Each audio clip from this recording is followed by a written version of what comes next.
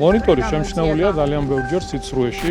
სტუდია მონიტორი დღეს დაკავებულია სიცრუით, სიყალბით, ტყუილებით, მოგონილი თემებით. ჟურნალისტი პირდაპირ ტყუილში გამოვიჭირე და ვამხილე, რომელიც ჩემს Facebook გვერდზე წარუდგინე საზოგადოებას. თბილისის მერი კახა კალაძე ბოლო 2 თვეა მუდმივად ესხმის თავს მონიტორს და სიცრუის გავრცელებაში ადანაშაულებს. მოდით ნახოთ ვინ ტყუის სინამდვილეში და რეალურად რატომ შეიძლება ასე ანერვიულებდეს თბილისის მერს მონიტორის მიერ გასაჯაროებული ფაქტები. და საკრებულოს წარუდგინოთ რომეო მიქაუტაძის კანდიდატურა. რომეო მიქაუტაძე მინისტრის მოადგილედ პირველად 2017 წელს ენერგეტიკის სამინისტროში კახა კალაძემ დანიშნა. მან ენერგეტიკის სამინისტრო კალაძის მერად არჩევის შემდეგ დატოვა და თბილისის მერიაში კალაძის გუნდს უკვე 2019 წელს თბილსერვის ჯგუფის დირექტორის თანამდებობაზე შეუერთდა. რომასთან ჩვენ წლების განმავლობაში გვაქვს დიდი გამოცდილება თანამშრომლობის და ურთიერთობის, როდესაც მე ჯერ კიდევ ენერგეტიკის მინისტრი გახდით, მაშინ რომა საქრუს ენერგოს ხელმძღვანელის პოზიციას იკავებდა და მართლაც ბევრი ქვეყნისთვის სასიკეთო პროექტი იქნა განხორციელებული. ეს ფრაგმენტი მონიტორის 2023 წლის თებერვალში გამოქვეყნებული ჟურნალისტური გამოძიებიდანაა. მაშინ ჩვენ გავარკვიეთ, რომ 2019 წელს იპოდრომის მიმდებარედ, ეგრეთ წოდებული ჩოგბურთის კორტების ტერიტორია თბილისის მერმა კახა კალაძემ კერძო მესაკუთრისგან მუნიციპალიტეტის საკუთრებაში დააბრუნა.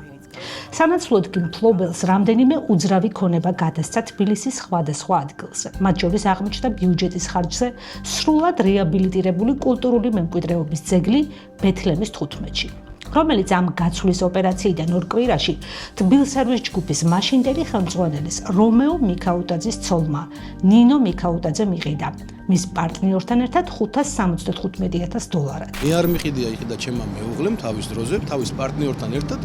არადა ეს ქონება 4 წლით ადრე 2015 წელს გაცილებით ძვირად $673,000 იყო შეფასებული თბილისის განვითარების ფონდის მიერ დაქირავებული კომპანიის კვლევაში. ამასთან მოვიპოვეთ დოკუმენტი, რომლის მიხედვით ნინო მიქაუტაძემ იმავე ბეთლემის 15-ში კერძო მესაკუთრისგან იმავე წელს 1 კვადრატული მეტრი $3,600 იყიდა, ანუ 3-ჯერ ძვირად, ვიდრე თბილისის მერიამ გაასხვისა. გასხვისების შემდეგ კი სასტუმრო ბეთლემის 15-ის მეპატრონეებს თბილისის მერიის არქიტექტურის სამსახურმა ისტორიულ უბანში კულტურული მემკვიდრეობის ძეგლის სტატუსის მიუხედავად მეოთხე სართულზე მანსარდის დაშენების ნებართვა მისცა. ჩვენ შეგვიძლია პირდაპირ ვთქვათ, რომ აქ არის კორუფციის ნიშნები და ამის თქმის საფუძველს გვაძლევს 2 გარემოება. ერთი ის, რომ მერის გადაწყვეტილება შენობა საბაზრო ფასზე უფრო იაფად გაეცვალა, ეს არის საეჭვო და მეორე ის, რომ გაცვლიდან მალევე ეს შენობა გაიყიდა და ის საბოლოო მფლობელები არიან მერის ყოფილი მაღალჩინოსნების ოჯახის წევრები. საქართველოს სახელმწიფო უსაფრთხოების სამსახურის ანტიკორუფციული სააგენტოს თანამშრომლების მიერ ჩატარებული ოპერატიულ სამძებრო და საგამოძიებო მოქმედებების შედეგად სამსახურებრივი უფლებამოსილების ბოროტად გამოყენებისა და მილიონობით ლარის უკანონო შემოსავლის ლეგალიზაციის ფაქტებზე სასამართლოს განჩინების საფუძველზე დაკავებულია საქართველოს ეკონომიკისა და მდგრადი განვითარების მინისტრის ყოფილი მოადგილე რმ. რომეო მიქაუტაძე გასული წლის ივნისში დააკავეს და 9 ეპიზოდზე წაუყენეს ბრალი. მათ შორისა იმ პერიოდის საქმეებიც, როცა მიქაუტაძე თბილსერვის ჯგუფის ხელმძღვანელი იყო. თბილისის მერი კი კალაძე. პროკურორმა ირაკლი მარშანიამ არ უპასუხა რადიო თავისუფლების შეკითხვას, გამოძიებამ გამოკითხა თუ არა სხვადასხვა დროს მიქაუტაძის უშუალო ხელმძღვანელები, მათ შორის კალაძე. თუმცა პროკურორმა თქვა, რომ საქმის სხვადასხვა ეპიზოდს სუსის ანტიკორუფციული ბიურო ცალკე იძიებს და ცდილობს დანაშაულებრივ სქემაში ჩართული სხვა ადამიანები გამოააშკარავოს. მინისტრის მოადგილის რომეო მიქაუტაძის ბინა მადრიდის ისტორიულ ცენტრში, რომელიც თანამდებობაზე ყოფნის დროს იყიდა, როგორ შეიძინა ჩინოვნიკის ცოლმა უძრავი ქონება ესპანეთის დედაქალაქში. თქვენ რატო უნდა გითხრათ, ახლა რატო უნდა ჩაკაპაროთ ყველაფერზე ანგარიში? მიქაუტაძეების სამშენებლო და სასტუმრო ბიზნესი, ძვირადღირებული უძრავი ქონება. სტუდია მონიტორმა ეკონომიკის მინისტრის ყოფილი მაღალჩინოსნის ინტერესები ჰესების მშენებლობაშიც აღმოაჩინა. აქ არის საკმარისი ნიშნები მაღალი დონის კორუფციული დანაშაულების. შვილების სწავლა ევროპულ უნივერსიტეტებში, $1000 ღირებულების აქსესუარები, როგორია ოცნების ყოფილი ჩინოვნიკის არადეკლარირებული ქონება. კარგით ეხლა რა როლექსის საათი და რა კარტია სამაჯური. რატო არ მაქვს დეკლარაციაში? 2026 წლის მარტში რომეო მიქაუტაძეს 10 წლიანი პატიმრობა მიუსაჯეს. ასევე ჩამოართვეს დაუსაბუთებელი ქონება. მათ შორის სახლი მადრიდში, წილი ნახიდურჰესში და ძვირადღირებული საათები. მიქაუტაძის ამ დაუსაბუთებელ ქონებაზე ფაქტები მონიტორმა 2024 წლის აპრილში გაასაჯაროვა. ამ ფაქტების უტყუარობა კი დაახლოებით 1 წლის შემდეგ სახელმწიფოს საგამოძიებო ორგანოებმაც დაადასტურეს. არის თუ არა ბეთლემის 15-ის მიწის ამბავი გამოძიების ინტერესის საგანი. ამ დროისთვის ეს ჩვენთვის უცნობია. თუმცა აქ საინტერესოა ის ფაქტი, რომ მიწა, რომელშიც 2019 წელს კახა კალაძის მთავრობამ ბეთლემის 15-ში კულტურული მემკვიდრეობის ძეგლი გაცვალა, 2021 წელს მერიამ კვლავაც გაასხვისა. შპს კორტებს აქ 2023 წლისთვის არანაკლებ 3 საჩოგბურთო კორტი, სპორტული დანიშნულების და მასთან დაკავშირებული სივრცეები უნდა მოეწყო. ტერიტორიაზე ამ დრომდე არ დასრულებულა დაპირებული სპორტული კომპლექსის მშენებლობა. უფრო მეტიც, შპს კორტების 33% წილის მფლობელის მამუკა მერკვილაძის ქონებები და მისი წილები კომპანიებში დაყადაღებულია სახელმწიფო უსაფრთხოების სამსახურის ანტიკორუფციული სააგენტოს მოთხოვნით. გაჭიანურებული და დაუსრულებელი სარკინიგზო პროექტები, გაზრდის ნაცვლად შემცირებული სატვირთო გადაზიდვები. მამუკა მერკვილაძეზე ჟურნალისტური გამოძიება მონიტორმა ჯერ კიდევ 2023 წელს გამოაქვეყნა, როდესაც დავინტერესდით, იყო თუ არა ნეპოტიზმის გამოვლინება ის ფაქტი, რომ 2017 წელს საქართველოს რკინიგზის ახალ დანიშნულმა გენერალურმა დირექტორმა დავით ფერაძემ მისი მეგობარი და ბიზნეს პარტნიორი მამუკა მერკვილაძე რკინიგზის შვილობილი კომპანიის დირექტორად დანიშნა. თქვენ დავით ფერაძის რკინიგზის გენერალური დირექტორის მეგობარი ბრძანდებით, ხო ეს თვითონაც დაგვიდას ჩვენ მკითხეთ მას წერილობით და ანუ ამ ნიშნით და იმის გამო რომ ასევე ბიზნეს პარტნიორი ხართ მის ძმასთან და ცოლთან ერთად სხვადასხვა კომპანიაში ხომ არიყავით თავის დროზე შერჩეული როგორც სატვირთო გადაზიდვების დეპარტამენტის ხელმძღვანელად ანუ როდესაც დაგნიშნათ რკინიგზაში მაია მეცხვერიშვილი ალბათ მაია დიახ თქვენ ვიდეო მუშაობ დიახ გამოცდილება დაამტკიცა მაქვს სხვადასხვა სფეროში. რა ვიცი, როგორ გითხრათ. სამსახურებრივი მდგომარეობის გამოყენებით, ორგანიზებული ჯგუფის მიერ ჩადენილი დიდი ოდენობით თაღლითობის, აღნიშნული დანაშაულის ჩადენაში დახმარების, ჯგუფურად ჩადენილი ყალბის საანგარიშწორებო დოკუმენტის დამზადებისა და გამოყენების, ყალბი ოფიციალური დოკუმენტის დამზადებისა და გამოყენების, ამავე დანაშაულის ჩადენაში დახმარების, ასევე ორგანიზებული ჯგუფის მიერ ჩადენილი უკანონო შემოსავლის ლეგალიზაციის ფაქტზე, რასაც თან ახლდა განსაკუთრებით დიდი ოდენობით შემოსავლის მიღება, დაკავებული და სისხლის სამართლებრივ პასუხისგებაში მიცემულ იქნა ჯამში 8 პირი, რომელთაგან 2 პირს ბრალდება დაუსწრებლად წარედგინება და მათ მიმართ გამოცხადდება ძებნა. ერთ-ერთი ძებნილი დავით ფერაძეა. დავით ფერაძემ ბოლო დეკლარაცია 31 იანვარში ავსო და ჩაწერა, რომ მას და მის ცოლს ეკუთვნით მიწის ნაკვეთები თბილისში, ივერთუბანში. დეკლარაციაში არაფერია ნათქვამი ამ მიწის ნაკვეთებზე აშენებულ ფეშენებელურ ვილაზე, რომელიც ჩვენ აღმოვაჩინეთ და ახლა გაჩვენებთ. საცხოვრებელი ფართობი 293 კვადრატული მეტრი, საზაფხულო ფართობი 218 კვადრატული მეტრი, დამხმარე ფართობი 63 კვადრატული მეტრი, აუზის ფართობი 45 კვადრატული მეტრი, ჩოგბურთის კორტები, გამწვანებული ეზო. ეს არის დავით ფერაძის საკუთრებაში არსებული ფეშენებელური ვილა, რომელსაც საქართველოს რკინიგზის გენერალური დირექტორი ქონებრივ დეკლარაციაში მალავს. დავით ფერაძის დაუსაბუთებელ ქონებას მონიტორმა 3 წლის წინ მიაკვლია. რამდენიმე კვირის წინ კი სახელმწიფო საგამოძიებო ორგანოებმაც დაადასტურეს.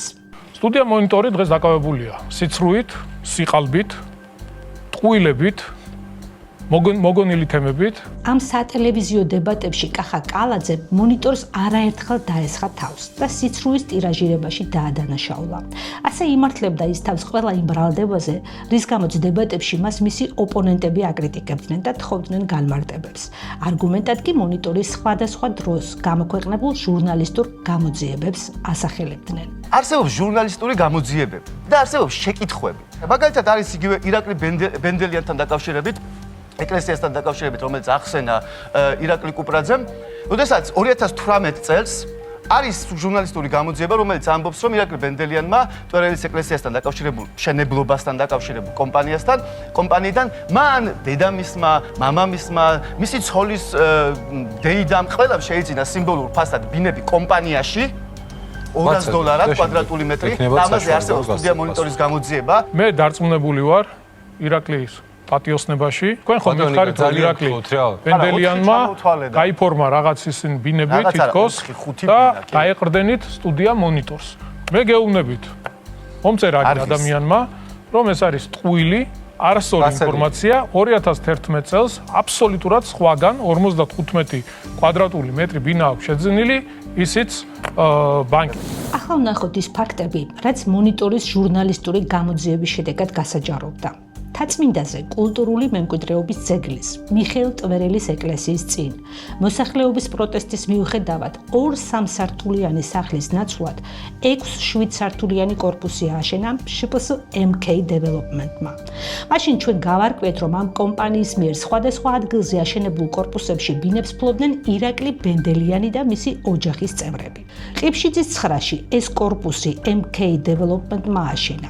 2014 წელს ამ კორპუსში იპოტეკური სესხით $46,000-ად 55 კვადრატული მეტრი ბინა და ავტოფარეხი იყიდა ირაკლი ბენდელიანმა, რომელიც 2016 წელს დედას მიყიდა და იპოთეკაც მოიხსნა. 2018 წელს ამავე კორპუსში ბენდელიანის ცოლის დეიდამ $60,000-ად 325 კვადრატული მეტრი სარდაფი იყიდა. ეს კი ტაბიძის 59 ნომერში, ასევე კომპანია MK Development-ის მიერ აშენებული კორპუსია. ამ კორპუსში მე-6 სართულზე 202 კვადრატული მეტრი ბინა და ავტოფარეხი 2018 წლის აგვისტოში $102,000-ად იყიდა ირაკლი ბენდელიანის მამამ. მაშინ როცა იმავე წელს იმავე კორპუსში მე-8 სართულზე 105 კვადრატული მეტრი ბინა კომპანიამ თითქმის 3-ჯერ ძვირად $350,000-ად გაყიდა. 2018 წელსვე ამავე კორპუსში მე-3 სართულზე ირაკლი ბენდელიანის ცოლის დეიდამაც შეიძინა 56 კვადრატული მეტრი ბინა $26,800-ად. იმ პერიოდში იმავე სართულზე 52 კვადრატული მეტრი ბინას კომპანია MK Development თითქმის 4-ჯერ ძვირად $122,500-ად ყიდდა. ჩვენ მაშინ კითხვები დავუსვით მერის მოადგილესაც და კომპანიის ხელმძღვანელსაც. ხომ არ მიიღეს ბენდელიანის ოჯახის წევრებმა ბინები საბაზრო ფასზე ბევრად იაფად კომპანიის მფარველობის სანაცვლოდ. ამ კითხვას საბოლოო პასუხი ცხადია საგამოძიებო ორგანოებმა უნდა გასცენ მიუკერძოებელი გამოძიების შედეგად. ისევე როგორც კალაძის ყოფილი მოადგილის ირაკლი ხმალაძის გამდიდრების სქემებთან დაკავშირებით, რომელზეც ასევე მონიტორმა მოამზადა ჟურნალისტური გამოძიება და კალაძეს დებატებში ცხადია ამაზეც დაუსვეს შეკითხვა. იქნებ კორუფციული გარიგებებში ხო არ არის შემთხვევით ხომ არ არის გარეული ბატონი ირაკლი ხმალაძე მეორე მოადგილე, რომელსაც ამბობენ და შეკითხვაა ეს, რომ აქვს $1,500,000 სახლი ბეთანიაში, რომელიცაც აქვს $350,000 ანგარიშზე დეკლარაციაზე და იმდენად უცნაურად ავსებს დეკლარაციებს, რომ ორჯერ დააჯარიმა აუდიტის სამსახურმა, რომელსაც ამბობენ, რომ აქვს პენტჰაუსი კწანისში, ნოშიკო ნამორაძის სახლში და ასე შემდეგ. ხვალანზე ხმალაძის წინააღმდეგ სისხლის სამართლის საქმე რომ აღიძრას და აღმოჩნდეს, რომ კორუმპირებულია. თქვენ თუ იღებთ პოლიტიკურ პასუხისმგებლობას? რა პოლიტიკურ პასუხისმგებლობას? ახლა ვნახოთ ის ფაქტები, რაც მონიტორის ჟურნალისტური გამოძიებიდან გასაჯაროვდა. დღეს მსურს წარმოგიდგინოთ თბილისის მერის მოადგილეობის კანდიდატები.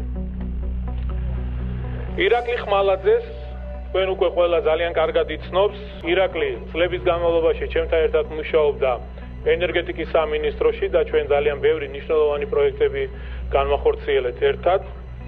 ის დაიკავებს ვიცე-მერის თანამდებობას. ახლა ვიმყოფებით მე-6 სართულზე პენტჰაუსში, რომელიც აერთიანებს 4 საძინებლად 5 სააბაზანო ოთახს, ტერასას, სახურავზე და პერსონალურ საცურაო აუზს. პენტჰაუსის მთავარი ოთახი იყოფა 2 ნაწილად, ეს არის მოსასვენებელი ოთახი და სამზარეულო, საიდანაც არაჩვეულებრივი ხედები იშლება. ბიზნესმენ ნოშრევა ნამორაძის კუთვნილი კომპანიის კრწანისი ვილა რეზიდენცის ამ პენტჰაუსში 2 თვის მანძილზე არაერთხელ გადავიღეთ ირაკლი ხმალაძე. ამიტომ ერთხელაც პენტჰაუსიდან გამოსულ ხმალაძეს პირდაპირ ვკითხეთ, იყო თუ არა ამ სახლის მესაკუთრე და რატომ არ უთითებდა ამას დეკლარაციაში, რომლის მიხედვითაც ის საერთოდ უსახლკარო იყო. ხმალაძემ გითხრა, რომ აქ სტუმრად დადიოდა, რეალურად კი დედასთან ერთად ცხოვრობდა. დედამ კი ჩვენთან ფარულად ჩაწერილ საუბარში თქვა, რომ მარტო ცხოვრობდა. ვიცემერი ხმალაძე პირადად არის ხოლმე დაინტერესებული, რომ ნამორაძესთან დაკავშირებული პროექტები დამტკიცდეს.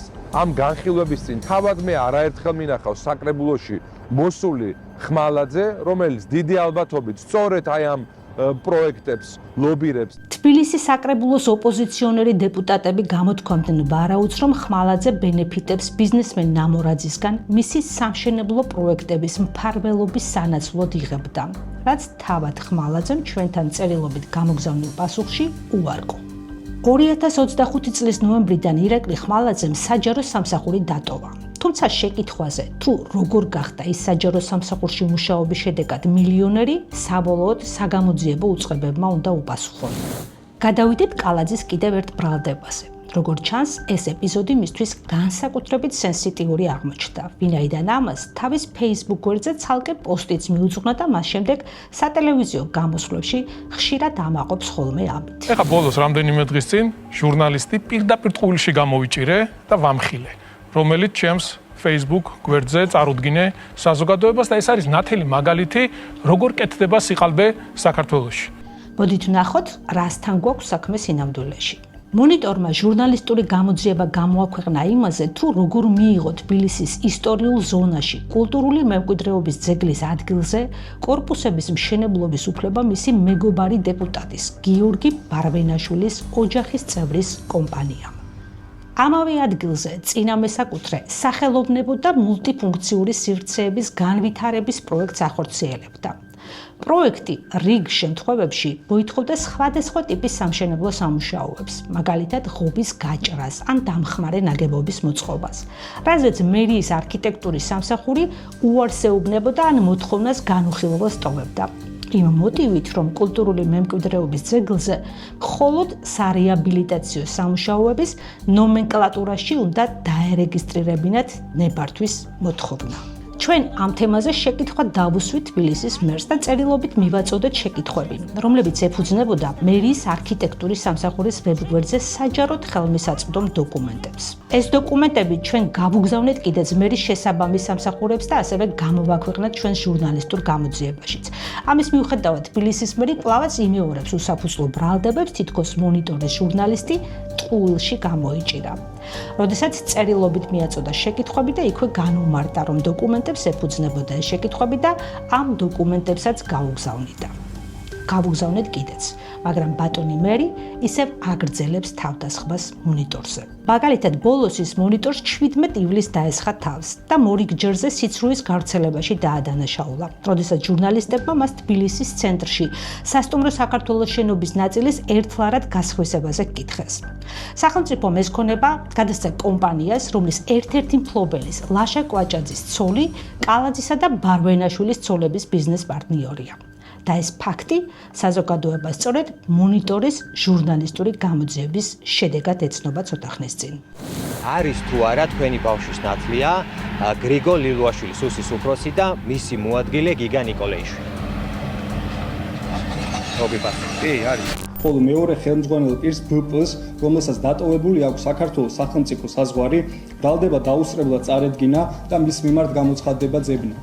სტუდია მონიტორი დღეს დაკავებულია სიცრუით, მოგონილი თემებით. 63,000 ევროთ იყიდეს ეს ქონება. მე არ მიყიდია იყიდა ჩემმა მეუღლემ. მინისტრის ყოფილ მოადგილეს 10 წლიან სასჯელთან ერთად სახელმწიფოსთვის ზიანის ანაზღაურებაც მოუწევს. სტუდია მონიტორი დღეს დაკავებულია სიცრუით, მოგონილი თემებით. თქვენ დავით ფერაძის რკინიგზის გენერალური დირექტორის მეგობარი ბრძანდებით, ხო ეს თვითონაც დაგვიდასტურა ჩვენ მკითხეთ მას წერილობით და ორ პირს ბრალდება დაუსწრებლად წარედგინება და მათ მიმართ გამოცხადდება ძებნა. სტუდია მონიტორი დღეს დაკავებულია სიცრუით, მოგონილი თემებით.